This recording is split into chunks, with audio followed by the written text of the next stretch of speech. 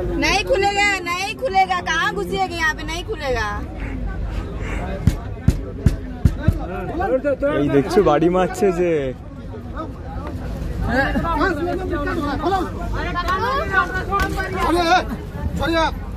सांस लेने में दिक्कत हो रहा है इसको, मर जाएगा आदमी तब जाने दीजिएगा।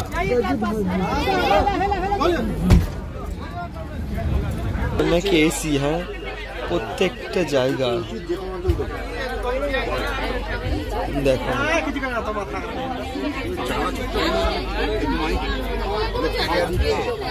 এই দেখো ওই হলো অবস্থা দেখো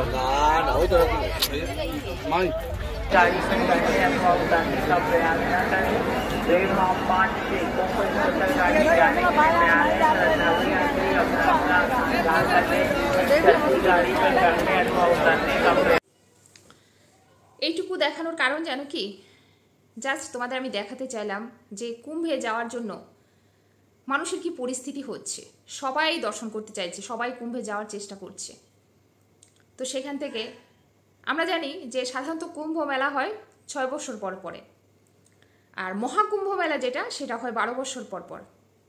আর এইবার যে মহাকুম্ভটা হচ্ছে সেটা কিন্তু 144 বছর পরে আবার হবে।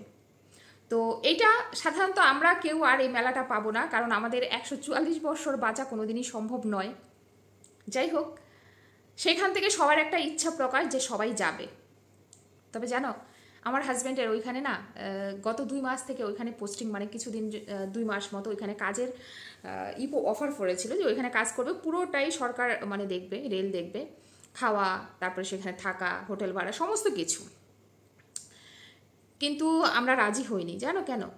এই জন্য না, আমরা রাজি হইনি কারণ এই যে ভিড়, আমি ভয় পেয়ে গেছি। আজকে তোমাদের দেখানোর একটাই কারণ, আমরা ভগবান দর্শন কিন্তু এখান থেকেও করতে পারি। আমরা ভগবান দর্শন করতে গিয়ে আমরা নিজেরা যদি বেঁচে না ফিরি তাহলে কি করে সম্ভব বলো? ভগবানকে ভক্তি করি, শ্রদ্ধা করি, হয়তো বা আমরা এইবার যে মহাকুম্ভ হচ্ছে সেটা আমরা হয়তো ওইখান থেকে গিয়ে দর্শন করতে পারবো না, বা আমরা ওইখানে গিয়ে স্নান করতে পারবো না, কিন্তু আমরা ভগবানকে এইখান থেকে তো ডাকতে পারি। আর আমরা তো জানি ভগবান সমস্ত জায়গায় বিরাজমান। আমি তাদের উদ্দেশ্যে বলবো, এই যে যারা যারা বয়স্ক মানুষদেরকে নিয়ে তোমরা যাচ্ছ, আর বেশি দিন নেই, আমার মনে হয় 5-6 তারিখে শেষ হয়ে যাবে। তাও একটা কথাই বলবো, যারা যারা এই যে বয়স্ক মানুষদের নিয়ে যাচ্ছ তারা খুব সতর্কভাবে যাও, আর প্রয়োজন পড়ে তোমরা যেও না। আমাদের জীবনের থেকে বেশি তো নয় এটা। অনেকের আবার চিন্তাধারা আলাদা যে ভগবানের নাম করতে করতে যদি রোডে গিয়ে মরে যায় বা রাস্তায় মরে যায় তাও সেটাও ভাববো পুণ্যি করেছি। তবে বিশ্বাস করো, আমি ভগবানকে অবশ্যই ডাকি, ভগবানকে ডাকি নিজে ভালো থাকবো বলে, সুস্থ থাকবো বলে, আমার স্বামী সন্তানকে ভালো রাখতে পারবো বলে। সেইখানে যদি আমি সুস্থ না থাকি, আমি যদি বেঁচে না ফিরি, তাহলে আমার সন্তানদের কি হবে? তো আমি যদি সংসার ধর্ম পালন না করে শুধু কুম্ভে গিয়ে স্নান করব, আমার গঙ্গা স্নান করে আমি আমার সমস্ত পাপ ধুয়ে আসবো, সেটা চিন্তা করলে তো হবে না। দেখো আমি তোমরা আবার ভেবো না আমি নিজেকে নাস্তিক ভাবছি, আমি সেটার ভয় পাচ্ছি যে এই যে মানুষগুলো, কত লোক মারা গেছে তোমরা তো দেখতে পারছো। আর এটা হওয়াটা মানে স্বাভাবিক, কারণ বিভিন্ন দেশ থেকে নানান পর্যটকরা, তারপরে তোমার সাধু সন্ন্যাসীরা যারা আসছেন এখানে, সবাই তাদের দর্শন করতে চাইছে, কারণ তাদের দর্শন করা মানে ভগবানের দর্শন করা। এটা অনেকেই মনে করছে, যার জন্য সবাই ছুটে ছুটে যাচ্ছে।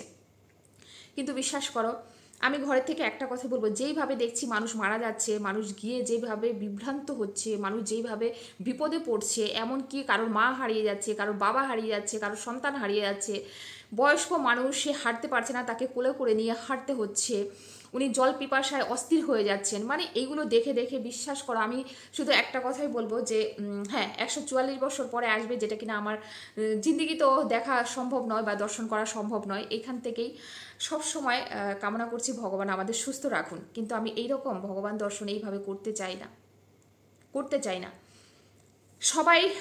সবাই সাবধানে যাও, আর অবশ্যই বয়স্কদের নিয়ে যেও না। কি হবে এতে? কি হবে?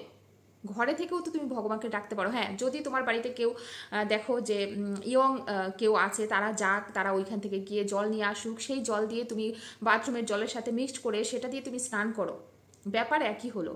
তবু বলবো এইভাবে কেউ যেও না, এতে বিপদ বাড়ছে, যত লোক বাড়ছে তত বিপদ বাড়ছে। বাচ্চা আর বয়স্করা প্লিজ স্কিপ করে যাও, এটা আমার অনুরোধ। অনেক দিন আগের থেকেই ভাবছিলাম এই ভিডিওটা করব, কিন্তু সাহস করে উঠতে পারছিলাম না, কিন্তু আজকে করেই ফেললাম। বিশ্বাস করো আমার খুব খারাপ লাগছে দেখে যে এত লোক মারা যাচ্ছে, কত লোক যেন হারিয়ে গেছে, কত লোক সন্তান হারা, কত লোক বাবা হারা, কত লোক তার মা হারা, এগুলো দেখা যায় না। আমরা পুণ্যি কামাচ্ছি, আমরা ভগবানের নাম করছি, আমরা নিজেরা ভালো থাকবো বলে, সেখান থেকে যদি আমরা নিজেরাই ভালো না থাকতে পারি, পরিবারের লোককে ভালো না রাখতে পারি, তাহলে কি করে আমরা ভগবানকে ডাকবো, আমরা ভালো থাকবো? যাই হোক, এই ছোট্ট করে এই ভিডিওটা সবার উদ্দেশ্যে করলাম। চলো, সবাই ভালো থেকো, সুস্থ থেকো, দেখা হবে নতুন ভিডিওর সাথে। ততক্ষণে সবাইকে টাটা।